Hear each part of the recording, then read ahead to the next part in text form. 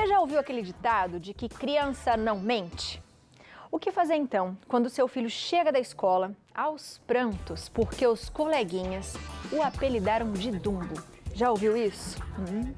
Infelizmente, a orelha mais aberta ainda é motivo de chacota, que também pode acontecer entre os adultos.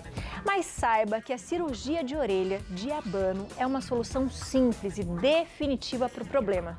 Esse procedimento se chama otoplastia. Para falar desse assunto, esclarecer algumas dúvidas pra gente, nós recebemos aqui na nossa casa a otorrinolaringologista, a doutora Érica Calduro. Seja muito bem-vinda, doutora. Obrigada, Abi. Obrigada pelo convite mais uma vez. Já tô me sentindo em casa já. Por favor, a casa é sua. Obrigada. Doutora, quando a gente fala isso, né, é bem sério mesmo. Eu lembro na minha infância que tinha muito isso com os colegas, né, de você se sentir mal e às vezes desde muito pequenos, né? Sim. E aí você fala, como é que funciona? Por exemplo, eu tinha uma prima que tinha a orelhinha assim e ela usava tudo ela chegou até pôr cola, assim, né? Vai usando tudo pra você não aparecer. Só que a mulher ainda tem o cabelo, né? O homem, às vezes, é mais difícil até esconder. O que é a orelha de abano? A gente já nasce com ela? É congênito? Sim, a orelhinha abano ela é de caráter hereditário, na verdade. É uma malformação de caráter genético mesmo. Normalmente tem histórico na família. E ela é uma alteração da formação da orelha. Que pode, você vai perceber que normalmente o que acontece? A nossa orelha, ela separa do crânio mais ou menos uns 2 centímetros. O que acontece com o paciente que ele tem orelha abano? Essa distância é superior a isso. Seja por uma malformação da dobrinha da orelha ou porque a cartilagem ela é mais aumentada, mas é de caráter genético. E geralmente são as duas, doutora? Pode acontecer de ser só uma, pode acontecer. Normalmente a gente pode ter, e é muito comum de ter assimetrias, uma orelha ser mais jogada para fora do que a outra, pode acontecer sim. Pode acontecer. Pode. Isso é um problema funcional também ou não? Não chega a ser um problema funcional, não vai alterar, na verdade, a funcionalidade da orelha. É mais estético, mas se a gente for pensar, por exemplo, o quanto interfere na parte psicológica da criança, né? Nessa questão até de uma fase tão importante de interação social na escola, não tem como ser tratado como um problema de saúde, né?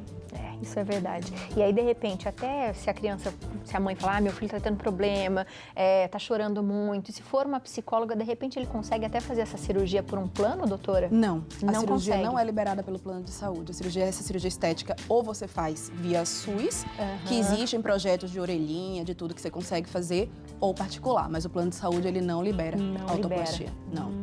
E qual a melhor idade, doutora? O resultado, assim, pra gente, se tá incomodando, é só cirurgia? É só cirúrgico? É só cirúrgico. Só cirúrgico. A autoplastia, assim, ela é recomendada quando a gente tem uma formação já completa da orelha. E isso acontece mais ou menos em torno de uns 6, 7 anos de idade. Que você já tem ali 95% da orelha formada. O que acontece em fases mais anteriores, né? Mais precocemente? O nosso crânio ainda não desenvolveu. Então você tem uma percepção de que a orelha é maior do que ela normalmente é. Verdade. Eu falo o seguinte para os pais. Eu acho que quando que tem que operar? Quando a criança manifesta incômodo. Até para a criança aceitar de uma forma mais tranquila a cirurgia, o pós-operatório, mas a partir de 6 anos de idade, fisiologicamente falando, já é a possibilidade de se fazer. Boa, interessante isso. E não tem problema nenhum por ser a criança novinha. Não. É até melhor, doutora, a recuperação, essas coisas? É bem tranquilo, bem tranquilo. Esse mês, por exemplo, eu fiz de uma menininha de 7 anos. Não deu trabalho nenhum. E é gostoso, porque assim, mesmo sendo criança, você percebe a mudança da autoestima, sabe? A criança se olhar, ajeitar o cabelinho ali atrás da orelha. É muito gostoso. E é bem tranquila a recuperação do pós. Que bonitinho. A gente já vai falar um pouquinho sobre isso, mas antes, Léo, tem uma pergunta. Eu tenho uma perguntinha. É um caso, na verdade, que aconteceu na minha família. O meu irmão mais velho, ele nasceu com uma única orelha, só que era quebrada, na verdade, quebrou aqui, né, a cartilagem dele, assim. E eu até conto o caso que ele colava, às vezes, com cola, coitado, porque ele sofria muito bullying, né, na rua, normal, ele colava e ia pra rua, né. Mesmo nesse caso, o convênio médico também não cobre esse tipo de cirurgia? Infelizmente não cobre.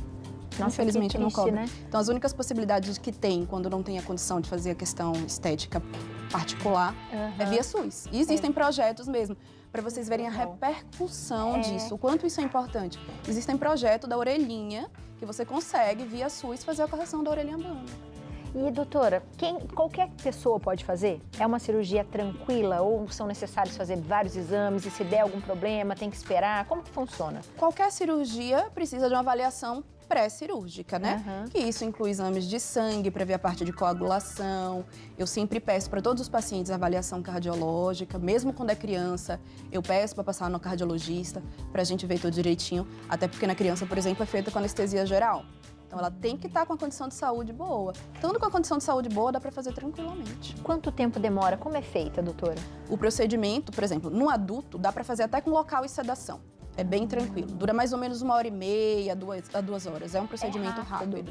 Em criança que não tem como, na verdade, porque você vai ter que ficar ali parada naquela posição por um período muito longo, né? Então a gente opta por fazer com geral. Mas a cirurgia em si é rápida e é bem tranquila. E como que fica depois, o pós-cirurgia? O pós-cirúrgico é tranquilo. Você sente, às vezes, um leve incômodo, como se fosse... O paciente relata como se tivesse com a orelhinha latejando, mas o pós é bem tranquilo. A gente deixa medicações analgésicas para se tiver incômodo de dor. Antigamente, tinha que usar aquela faixinha, né? Que usava direto aí por pelo menos 15 dias, que é essa faixa aí. Então, hoje, por exemplo, a gente mantém essa faixa para dormir, só para dormir por um mês, que é mais na intenção de não dobrar a orelha. Durante o dia, o paciente ele nem precisa mais fazer a utilização de faixa. A recuperação é muito tranquila. Eu falo que, assim, o risco cirúrgico é baixo e a vantagem da cirurgia é tão grande, é uma cirurgia muito gostosa de fazer. Que legal, e devolve totalmente a autoestima, né? E acontece casos de voltar, doutora, ou não? Quando a técnica ela é feita da maneira correta, não. Existem até algumas situações que a gente enfraquece a cartilagem para poder remoldar ela, para que não aconteça dela voltar. Então, quando a técnica é feita corretamente, não. Mas o que o paciente ele precisa estar atento é que algumas vezes pode ficar assimetrias. E é isso que eu explico para o paciente. A gente nasce assimétrico. Se você for olhar as duas orelhas da gente, não são orelhas iguais, né? Então, a leve assimetria pode acontecer. Outra coisa que pode acontecer mais raramente, às vezes um pontinho da orelha estruir, sair. Isso pode acontecer, raramente acontece, mas no geral não retorna. E aí, se acontecer, volta e refaz. Exatamente, só o pontinho ali que saiu. E esse pode ser feito porque a gente sabe que tem algumas que são mais em cima e tem umas que são mais embaixo, né, doutora? É o mesmo procedimento? Isso, a gente faz um cortezinho por trás da orelha, até tinha passado lá na foto anterior. Vamos ver se a gente coloca de novo ali, só pra gente ver. Faz um cortezinho por trás da orelha, toda a abordagem é feita por trás da orelha. Quando o paciente ele tem um aumento da concha, que é aquela parte da cartilagem, que a gente sente quando passa o dedinho atrás, tá vendo? É um cortezinho. Se vocês passarem, vocês vão sentir uma parte mais aumentada com o paciente tem orelha em abano. Ou essa dobrinha da orelha da gente, ó, a gente chama de antihélice. Muitas vezes essa antihélice, ela não tem. A dobradura, ela é reta, assim.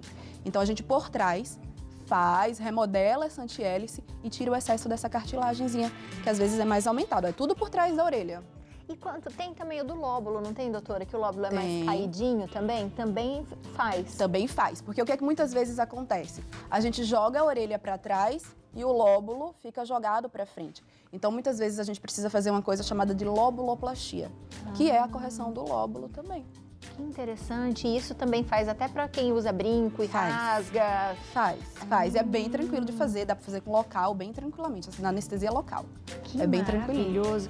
Não tem nenhum risco, então, né, doutora? Só devolve a autoestima da criança. Devolve a autoestima. Eu sempre falo assim, que qualquer procedimento cirúrgico, óbvio, né, tem um risco cirúrgico de você estar ali no hospital fazendo um procedimento. Mas o risco cirúrgico da autoplastia é muito baixo. Muito baixo. Compensa para o que a gente tem de lucro aí com o retorno, né, com o resultado da cirurgia. É muito gostoso. E eu vejo relatos assim, sabe? Ai, doutora, eu não usava boné antes, eu não prendia o meu cabelo. Você vê que depois que a gente faz, aí a menininha já chega lá com o cabelinho, né, no topo da cabeça, de coque. É muito gostoso de ver. Geralmente as cirurgias são com crianças ou tem muito adulto fazendo também, doutora? Muito adulto fazendo, muito adulto. E você pega e percebe a carga que isso trouxe ao longo da vida. Às vezes a gente acha que é besteira, mas vocês não têm noção, percepção do quanto isso afeta aí em toda a vida da pessoa, em todos os sentidos. Toda a autoestima, né? Muito. E essa coisa de prender o cabelo também, que a gente falou, né, da cola, de colar, muita gente põe as faixas também, né, na hora que vai sair, as meninas geralmente põem pra segurar, e nada vai segurar, né, doutora? Não vai. Porque eu já vi mães, por exemplo, também que bota pra segurar, não vai. Ainda é criança, pode voltar, não volta, né? Não vai voltar. Nasce assim, ela não vai voltar, não tem o que ponha. Não vai. E isso é uma coisa muito importante que você falou, viu, Abi? Porque eu já vi salões de beleza que quando vão fazer o penteado, pregam a orelha com super bonder. Gente, isso é muito arriscado. Até para repercussão em questão de lesão de pele, sabe? Não façam isso, de verdade. Não façam isso. Não façam isso. Então, olha, minha gente, se te incomoda, né? Porque a gente tem que pensar dessa forma. Lógico. Se te incomoda, aproveite, procure saber, faça. Não tem muitos riscos, você vai fazer os exames, vai ser bem tranquilo. Recuperação tranquila, né, doutora? Super tranquila a recuperação. Como eu falei, uma semana mais ou menos, eu peço para ficar com mais tranquilinho, sabe? Sem grandes esforços e tudo. Mas, gente, em torno de 3 meses, pra você ter noção, já é o resultado final da cirurgia. É muito mais rápido, por exemplo, como a gente discutiu lá na entrevista anterior, do nariz. Demora um pouquinho mais. O da orelha é muito rápido e você volta para as ocupações, com uma semana você volta para suas ocupações tranquilamente. Muito bom, viu, minha gente? Não tem risco funcional, é um risco estético mesmo, mas que pode prejudicar bastante, assim, ó, sua cabeça e sua autoestima. Doutora, muito obrigada, seja sempre bem-vinda à nossa casa, amor. viu? Já me sinto em casa, falei para você. Muito obrigada pelo convite. Você de casa, aproveita, segue a doutora na internet, @doutora Érica Calduro, tudo junto. O telefone é o 12 99611 1916.